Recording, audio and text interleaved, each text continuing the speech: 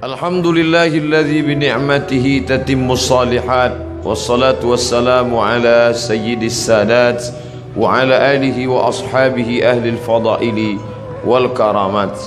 Subhanaka la ilma lana illa ma 'allamtana innaka antal alimul hakim. Rabbi shrah li sadri wa yassir li amri wahlul 'uqdatam min lisani yafqahu qawli.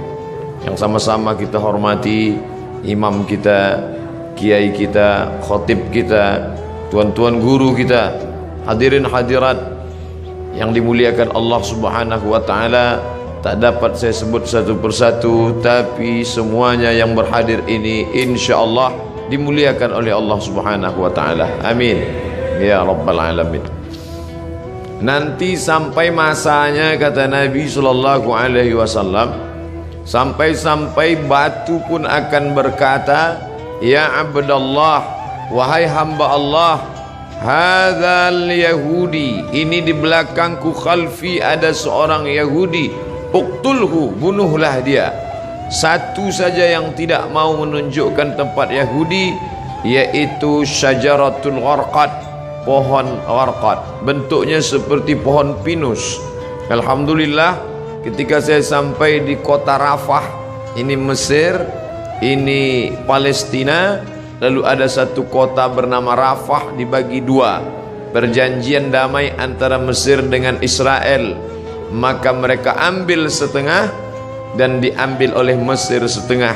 Di tengah kota ini dibuat satu garis lurus perbatasan dengan tegangan listrik, tegangan tinggi, pagar kawat, sehingga antara orang Rafah yang ada di Mesir dengan yang ada di jajahan Israel putus kontak, hanya bisa berhubungan lewat alat komunikasi, padahal mereka punya kota yang indah sebelum penjajahan Israel tahun 1946. Dari sana kita lihat hijau. Ternyata yang hijau mereka tanam itu adalah syajaratul gharqad, pohon yang memang sudah disebutkan Nabi Muhammad sallallahu alaihi wasallam. Mereka mengatakan di bawah Masjidil Aqsa ini ada tempel kuil King Solomon yang mereka agungkan, yang dalam Al-Quran kita menyebutnya Nabi Sulaiman alaihissalam mentauhidkan Allah subhanahu wa ta'ala.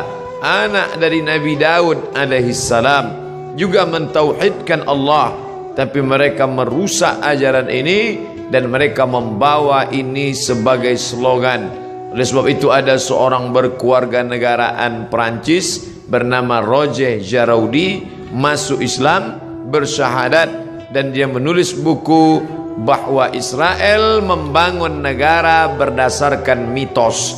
Maka pemerintah menangkap Roger Jaraudi, dipenjarakan, tapi dia puas karena dia sudah mengungkap bagaimana kebatilan Israel. Penjajahan terbesar di atas dunia hari ini dilakukan oleh Israel. Tembok terpanjang di dunia hari ini, tembok yang dibangun oleh Israel. Sebenarnya di balik ini semua adalah Allah mau memperlihatkan kepada kita mana yang berjuang menegakkan agama Allah, mana yang diam saja. Bagi bapak ibu warga Jakarta yang mampu untuk berjihad, tapi tentu bukan jihad fisik, karena Israel lebih kuat daripada kita. Saya tidak ingin selesai saya tausiah khutbah tadi oleh kiai kita berapi-api, ditambah lagi ceramah Ustaz Somad, lalu selesai ini bapak-bapak mohon izin ke keluarga semuanya pergi ke Israel.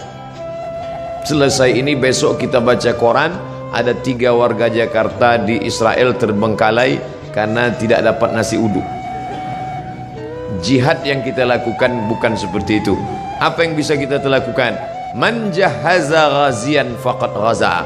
Siapa yang sanggup mempersiapkan hartanya, ada namanya Syam Organizer, ada namanya Sahabat Al-Aqsa, cari nomor rekeningnya, kirimkan. Ada salah satu artis kita yang berangkat ke sana langsung. Mungkin dia punya finansial biaya yang luar biasa, badannya sehat, uangnya banyak, dia pergi ke sana untuk melihat langsung.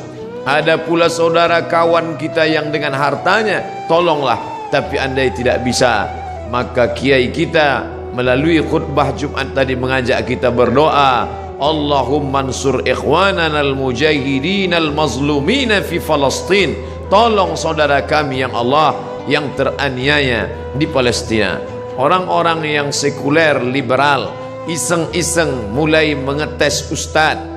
Kenapa ketika dulu Abrahah datang menghancurkan Ka'bah, Allah mengirim fa arsalna alaihim tayran ababil, kami kirim tayran ababil tarmihim bihijaratin min sijil, lalu mereka ditembak dengan peluru-peluru sijil, yaitu batu-batu dari neraka. Faja'alahum ka'asfim ma'kul, lalu mereka seperti daun-daun yang dimakan ulat. Mengapa itu tidak terjadi sekarang Ustaz? Perlu kita cermati sejarahnya. Zaman itu tidak ada orang beriman. Abdul Muttalib, seorang laki-laki yang soleh, sendirian. Dialah yang memegang kunci Ka'bah. Abdul Muttalib punya anak Abdullah, Abdullah punya anak Muhammad sallallahu alaihi wasallam. Maka Abdul Muttalib datang membawa kunci Ka'bah, dia serahkan kepada Allah. Di pintu itu dia berkata, inna lihadzal baiti rabban yahmih, rumah Baitullah ini ada Rabb, pemilik, pencipta, pelindungnya. Aku tak sanggup menjaganya, ya Allah jagalah dia. Zaman itu tidak ada orang beriman, tapi hari ini 2 miliar orang beriman. Asia Tenggara saja lebih dari 1,5 miliar.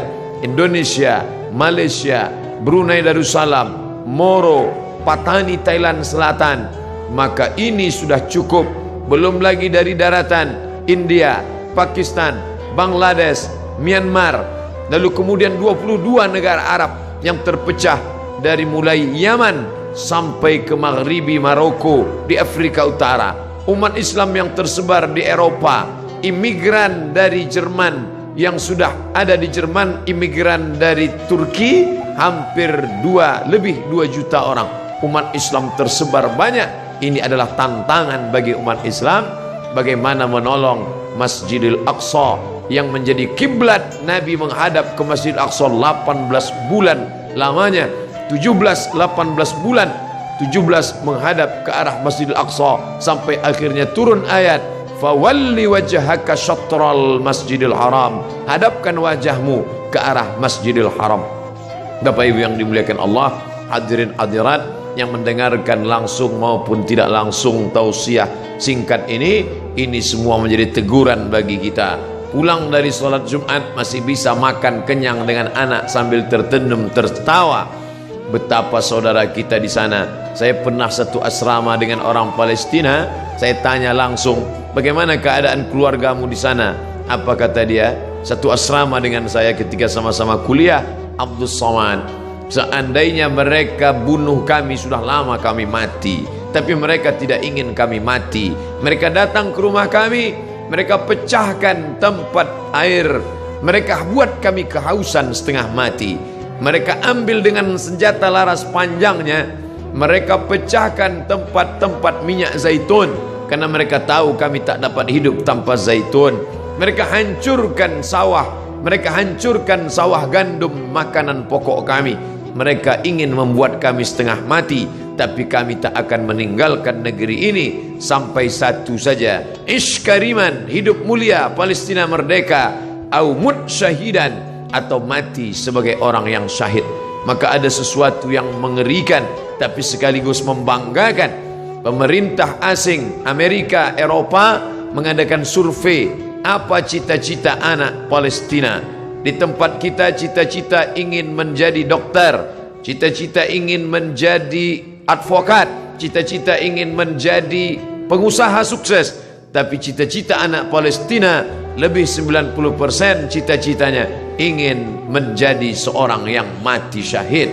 Maka apapun profesinya, ish kariman, kalau kau hidup, hiduplah mulia. Au mut syahidan, kalau mati maka mati syahid. Maka pemerintah Mesir lewat masyarakat muslimnya membuat slogan mempertahankan makanan produk Islam, tidak membeli produk-produk dari Israel yang sekian persennya dibelikan untuk peluru membunuh saudara-saudara kita.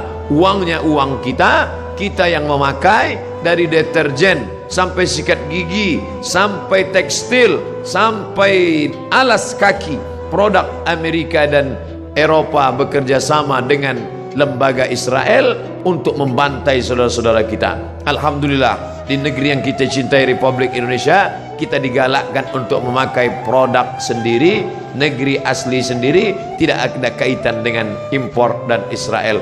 Maka kembalilah kepada produk-produk kita, karena sedikit banyak kita sudah menyumbang membeli peluru untuk menyobek jantung saudara kita. Ini bukan masalah nasionalisme. Orang yang berkata tidak ada hubungan kita dengan Palestina, itu murni hubungan konflik antara Palestina dengan Israel, maka dia tidak mengerti ajaran Islam. Kita baca Al-Quran, Subhanalladzi asra bi'abdihi laylan minal masjidil haram ilal masjidil aqsa. Kalau orang mengatakan itu Palestina tidak ada hubungan agama, maka Masjidil Aqsa terletak di Palestina. Kita beriman kepada Isa alaihi salam bukan sebagai anak Tuhan, tapi sebagai Rasul utusan Allah. Isa lahir di Palestina, besar di Palestina, diangkat dari Palestina. Kita beriman kepada Musa alaihi salam, ditulis namanya dalam Al-Quran. Musa lahir di Mesir dan berhijrah ke Palestina. Namanya 4 kali kita sebut. Kama sallaita ala Ibrahim wa ala ali Ibrahim, kama barakta ala Ibrahim wa ala ali Ibrahim. Ibrahim lahir dan besar di Babilonia, Irak, tapi kemudian dia hijrah ke Palestina.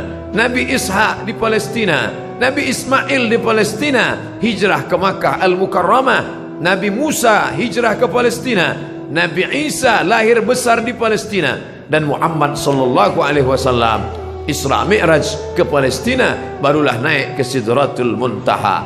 Maka hubungan kita bukan sebagai hubungan kemanusiaan, tapi hubungan yang lebih kuat. Asyhadu an la ilaha illallah wa asyhadu anna Muhammadan Rasulullah. Andai kau bukan seorang muslim, andai tak percaya kepada Muhammad untuk menyaksikan kebiadaban Israel, cukuplah sebagai manusia, tak perlu menjadi seorang muslim untuk kasihan kepada Palestina. Tidak perlu menjadi seorang mukmin untuk peduli kepada Palestina. Cukup menjadi manusia yang berakal sehat, maka sudah cukup untuk membela Palestina sebagai manusia. Oleh sebab itu sekarang bergejolak orang-orang Eropa yang tidak bertuhan, ateis, tak percaya kepada Tuhan, tapi tetap membawa bendera Palestina. Maka aneh bin ajaib kalau ada orang Islam yang setiap hari berkata asyhadu an la ilaha illallah wa asyhadu anna Muhammadar Rasulullah, tapi tak tergerak hatinya melihat apa yang diderita oleh Palestina. Dulu kita tidak bisa melihatnya, tapi sekarang nyata. Twitter, BBM, WhatsApp, Instagram, sahabat-sahabat kita berkirim tentang video. Sampai hari ini saya tidak sampai hati untuk melihat penyiksaan tentara Israel terhadap anak-anak Palestina yang tak berdosa. 14 abad yang lalu Nabi kita berpesan, kalau kalian berperang, satajiduna rijalan fis sawami, kalau ketemu pendeta-pendeta di gereja, la ta'ridu lahum, jangan ganggu pendeta.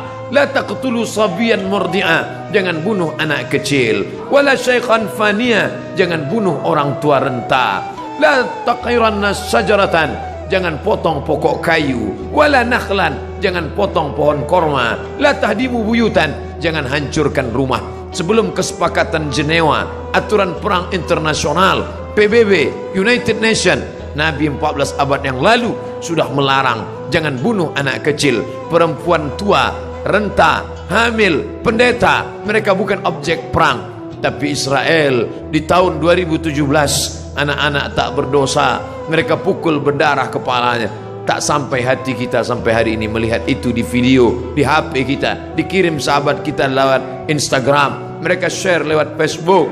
Ada yang marah, berkecamuk dalam hatinya, tapi kita hanya memanjatkan doa. Ingat, ad-doa silahul mu'min. Anak-anak kita dudukkan sejenak, perhatikan. Mungkin kita perlihatkan di slide TV kita, kita perlihatkan, oh anakku kau sekarang senang, bisa indah makan, jalan-jalan ke mall, bisa menikmati indahnya udara segar. Tapi coba kau lihat saudaramu di Palestina.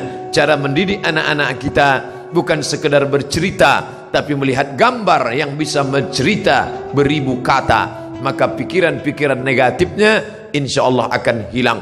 Bapak Ibu yang dimuliakan Allah Subhanahu wa taala, hadirin hadirat balik yang hadir di masjid ini, adapun yang menyaksikan melalui streaming, maka kita berharap kepada Allah bersama orang-orang beriman, kita berdoa di akhir majlis bisirril Fatihah, bertawassul kepada Rasulullah ala hadhihi niyah. Al-Fatihah.